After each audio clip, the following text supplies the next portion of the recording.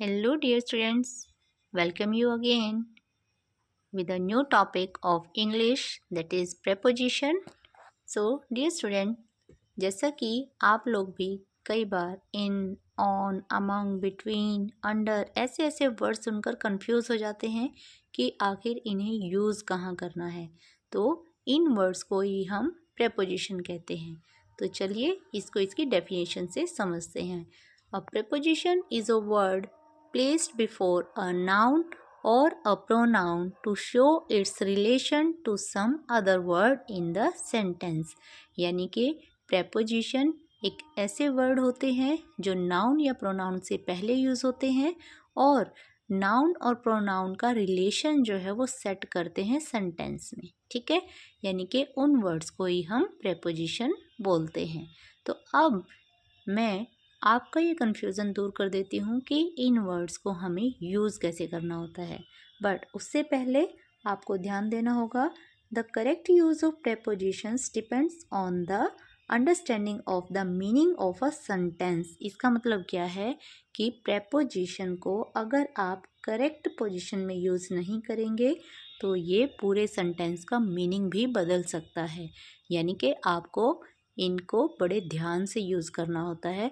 तो चलिए dear students, अभी मैंने यहाँ पर सिर्फ 5 वर्ड्स ही लिए हैं क्योंकि ये टॉपिक थोड़ा लंबा है और हम इसको शॉर्ट वीडियोस में समझेंगे। ठीक है, ताकि आपकी कन्फ्यूज़न ना रहे और एकदम से अगर आप बहुत सारा मैटर लेकर चलेंगे तो कन्फ्यूज़न के चांसेस जो हैं वो बढ़ जाएंगे। तो चलिए स्टार्ट करते हैं। यहाँ पर मैंने फर्स्ट प्रेपोजिशन ली है इन। इन का मतलब क्या होता है? में या अंदर, यानी कि किसी क्लोज्ड फिगर के अंदर जब आप कोई चीज़ रखते हैं तो आप वहाँ पर इन वर्ड का यूज़ करते हैं। तो एग्जाम्पल देखिए, the pens are in the box. तो आप जब भी कोई बॉक्स लेकर आते हैं, जब पेन का बॉक्स लेकर आते हैं तो वो आपको पैक हुआ मिलता है। तो वो एक क्लोज्ड फिगर के अंदर होता है, यानी कि क्लोज्ड शेप में पैक होते हैं। तो वहाँ आप इन वर्ड का यूज़ करेंगे। ठीक है, यहाँ इसीलिए मैंने साथ साथ में हिंदी मीनिंग भी रखा है इन वर्ड्स का, ताकि आपको किसी तरह की कंफ्यूजन ना हो। सेकंड वर्ड है हमारा ऑन। ऑन का मतलब क्या होता है स्टूडेंट्स? पर का मतलब कि किसी चीज़ के ऊपर कोई चीज़ रखी हुई है, यानी कि सरफेस को टच करते हुए अगर कोई चीज़ रखी है तो वहाँ हम ऑन वर्ड यूज़ करते हैं। एग्जाम्पल देखते हैं, the book is on the table. तो बुक कहाँ रखी है? टेबल पर रखी है, तो हम यहाँ पर ऑन द टेबल यूज़ करेंगे। अगर आप the book is in the table कर देंगे तो ये सेंटेंस आपका रॉन्ग सेंस में चला जाएगा। तो इसलिए यहाँ प्रेपोजिशंस को बड़े ध्यान से यूज़ करना होता है।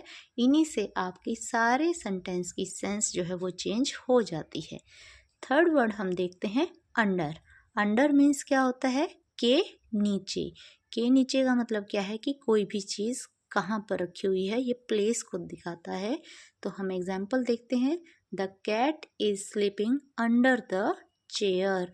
तो अब देखिए, कैट इज स्लीपिंग यानी कि कैट कहाँ सो रही है? Under the chair. चेयर के नीचे कैट जो है वो सो रही है। अब नेक्स्ट वर्ड है हमारा बिटवीन। बिटवीन वर्ड, ये जो प्रेपोजिशन है, ये हम हमेशा कोई भी चीज़ अगर 2 पर्सन है वहाँ पर डिस्ट्रीब्यूट करने के लिए यूज़ करते हैं, या डिस्ट्रीब्यूशन करना हो या किसी भी तरह की कोई पोजीशन आप दिखा रहे हैं तो वहाँ पर सिर्फ 2 चीज़ें हैं या 2 पर्सन हैं, तभी आप बिटवीन वर्ड यूज़ करते हैं। एग्जाम्पल से आपको ये क्लियर हो जाएगा। तो देखिए, sit between Ram and Shyam, यानी कि यहाँ पर सिर्फ राम और श्याम की ही बात हो रही है और हम किसी थर्ड पर्सन को बोल रहे हैं कि आप राम और श्याम के बीच में बैठ जाओ, यानी कि sit between Ram and Shyam. Ram and Shyam, उन दोनों के बीच में आप जो है वो बैठ सकते हो। Next is among. Among word हम कहाँ यूज़ करते हैं? जहाँ 2 से ज़्यादा के बीच की बात हो, यानी कि जब बहुत सारे लोगों की बात होती है तो वहाँ हम अमंग वर्ड यूज़ करते हैं। तो देखिए, एग्जाम्पल है हमारा, distribute sweets among all the students, यानी कि ये जो स्वीट्स हैं, जो मिठाई है, वो सभी बच्चों में बांट दो।